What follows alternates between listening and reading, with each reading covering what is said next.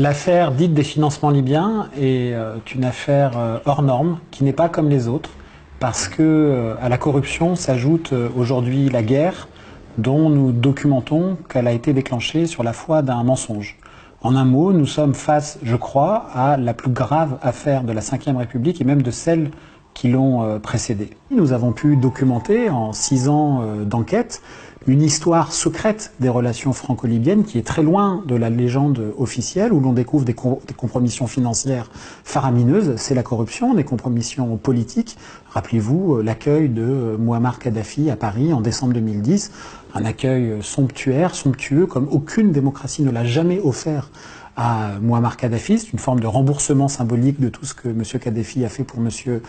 Sarkozy. Et seulement 3 ans et demi après, la guerre et la mort jusqu'à l'assassinat de Mouammar Kadhafi. Entre tous ces bornes chronologiques, tous ces événements, il y a l'histoire peut-être la plus hideuse de la France, d'un naufrage français qui a sacrifié ses valeurs sur l'autel de l'argent sale et de la raison d'État, où l'on découvre qu'il y a à la fois les billets et les bombes. Le volet financier de l'affaire libyenne, c'est à la faveur d'une élection présidentielle, d'énormes circuits d'argent occultes, noirs, d'argent sale circulent entre Paris et Tripoli.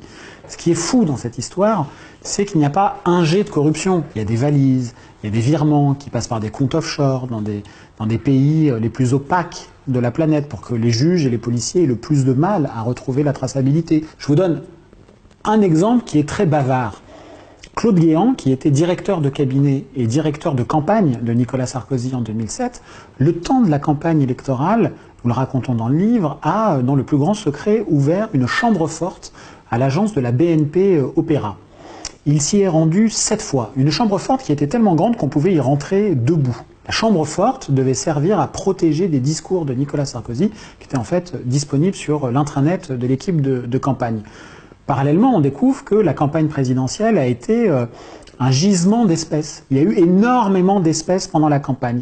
Bon, bizarrement, les enquêteurs ont un peu de mal à croire que le coffre-fort de Claude Guéant abritait seulement du papier supportant des discours. Peut-être qu'il abritait du papier qui supportait des valeurs monétaires. Ce qui rend cette affaire proprement hors norme, extraordinaire au sens premier du terme, c'est que il y a non seulement eu la corruption d'une démocratie par une dictature, pour une raison simple, c'est que la dictature voulait retourner dans le concert des nations, voulait arrêter d'être un État paria, un État jugé comme terroriste jadis, et que pour ça elle était prête à donner beaucoup d'argent. Mais à ça s'ajoute une guerre dont nous documentons aujourd'hui comment elle a été déclenchée sur la foi d'informations fausses, d'informations erronées. Je vous donne un exemple. On a dit à l'époque, ça a fait le tour du monde, que Mouammar Kadhafi bombardait avec son aviation Benghazi.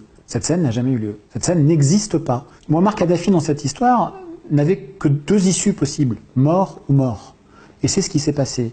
Kadhafi a été condamné par la France, par ses alliés, parce qu'il était devenu quelqu'un vis-à-vis de la France pour les raisons que j'ai dit tout à l'heure, notamment l'argent, mais pas que, et puis pour le reste de l'Occident, quelqu'un qu'il ne fallait plus avoir en vie et qui, aujourd'hui, de fait, ne peut plus témoigner. C'est une histoire, je crois, inouïe dans les annales de la République, qui est parsemée aujourd'hui de disparitions suspectes, de témoins qui meurent accidentellement. Il y a une épidémie de morts accidentelles dans ce dossier, de gens qui étaient au cœur des financements occultes. Nicolas Sarkozy n'a pas encore été entendu, d'autres acteurs du dossier n'ont pas encore été entendus.